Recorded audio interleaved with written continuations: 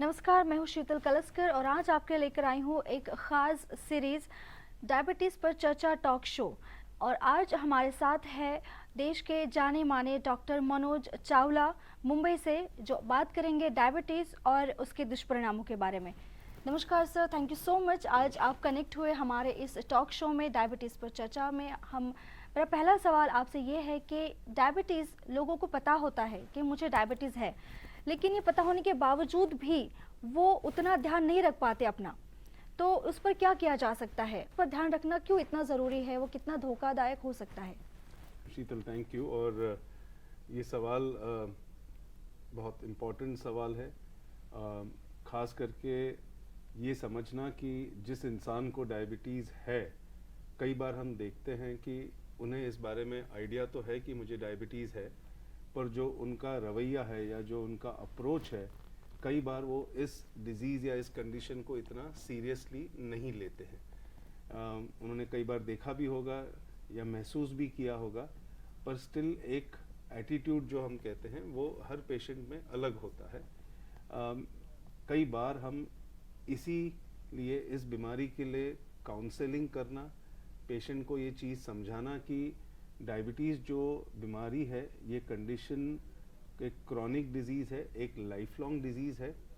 हमें डायबिटीज़ होते हुए समझना है कि जो चेंजेस हमें करनी है हमारे लाइफस्टाइल में, वेदर हमें एक्सरसाइज रेगुलर बेसिस पे करनी है या हमें हमारे खाने पीने में संभाल रखनी है, हमारे राइट किस्म के खाने को खाना है, डाइटरी रेस्ट्रिक्शन रखनी है, ये जो चीज़ें रिक्वायर्ड है डायबिटीज़ मैनेजमेंट में, उस पेशेंट को कंटिन्यूस बेसिस पे करना है।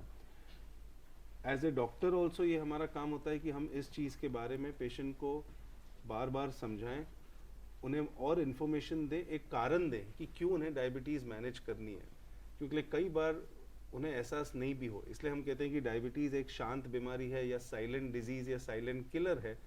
सो जितनी इन्फॉर्मेशन और काउंसलिंग हम पेशेंट को दे पाएँ, एक कारण दें उनको कि क्यों उन्हें इस चीज़ को कंट्रोल में रखना है, ताकि तुरंत जो होने वाले कॉम्प्लिकेशंस हैं उससे वो बचे, और ज़्यादा इम्पॉर्टेंटली जो लॉन्ग टर्म में कॉम्प्लिकेशंस होती हैं, अगर इंसान नहीं संभाल रखे तो जो कॉम्प्लिकेशंस हो सकती हैं वो उनसे बचे, उसके लिए उनकी काउंसलिंग और जानकारी बढ़ाना बहुत ज़रूरी है। सर, आपने अभी अभी कहा कि ये एक क्रॉनिक डिसीज़ है, ये एक जीवन भर चलने वाला डिसीज़ है, तो क्या जीवन भर अगर ये डिसीज़ रहे तो क्या हमेशा मेडिकेशन लेना ज़रूरी है? आई थिंक ये अगेन एक बहुत इम्पॉर्टेंट एंड महत्व का सवाल है। हर क्रॉनिक डिजीज़ और कंडीशन में उस कंडीशन के लिए जो संभाल रखनी है वो लाइफ लॉन्ग रखनी है।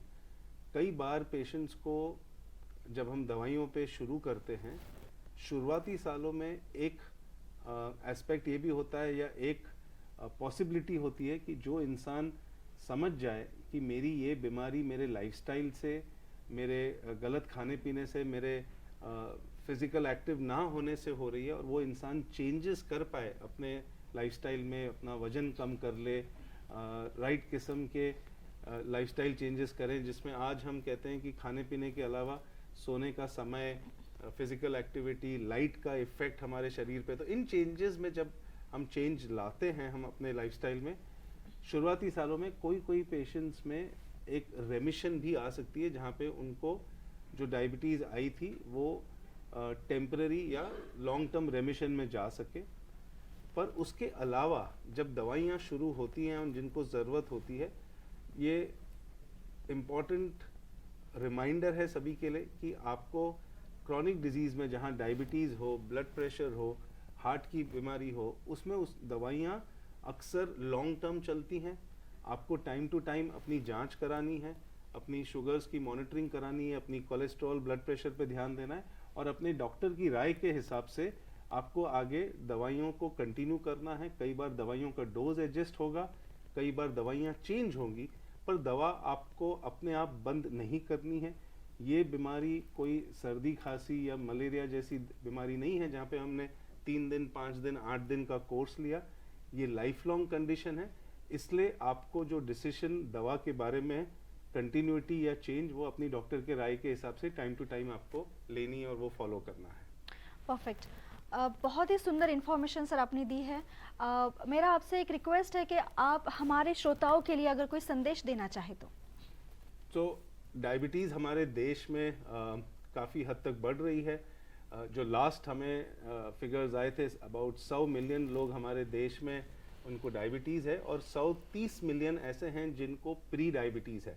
सो मेरा ये मैसेज रहेगा कि आप अर्ली इयर्स ऑफ लाइफ में से, आपके 20-25 की उम्र से ही आपको एक हेल्दी लाइफस्टाइल मेंटेन करनी है।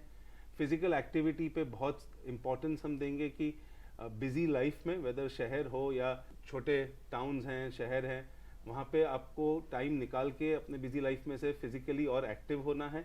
खाने पीने की संभाल जो है शुरुआत से रखनी है। बहुत ज़्यादा रिफाइंड फूड या सिंपल शुगर वाले फूड और food items, fast food items को जितना आप कम रखें बेहतर है। एंड मोस्ट इम्पॉर्टेंटली एक अपनी डिसीजन लें कि मुझे टाइम टू टाइम एक पीरियोडिक बेसिस पे अपनी खुद की हेल्थ चेकअप करवानी है। हम जितनी चीज़ों पे दूसरा इम्पोर्टेंस देते हैं, ध्यान देते हैं, उतना ही हमारे हेल्थ को देना है। डायबिटीज़ जैसी बीमारियां अक्सर साइलेंट होती हैं, इसमें पता नहीं चलता है इंसान को, कोई सिम्टम्स या तकलीफ होना कोई ज़रूरी नहीं है। सो पीरियोडिक अपनी जांच कराएं और एक हेल्दी लाइफस्टाइल मेंटेन करें ताकि आप आगे भी डायबिटीज़ और ऐसी दूसरी क्रॉनिक बीमारियों से आप दूर रहें। धन्यवाद सर, बहुत ही सुंदर आपने राय दी है आपकी और जानकारी जो दी है, यकीनन ये जानकारी हमारे जो श्रोता हैं उनके लिए फ़ायदेमंद रहेगी। डायबिटीज़ और उसे किस तरह से कंट्रोल किया जा सकता है, ये जानने के लिए आप लॉगिन करिए हमारे फेसबुक पेज पर डायबिटीज़ पर चर्चा। साथ ही साथ हम यूट्यूब, ट्विटर और इंस्टाग्राम पर भी उपलब्ध है। मिलते हैं जल्द ही एक नए एपिसोड के साथ। Thank you sir.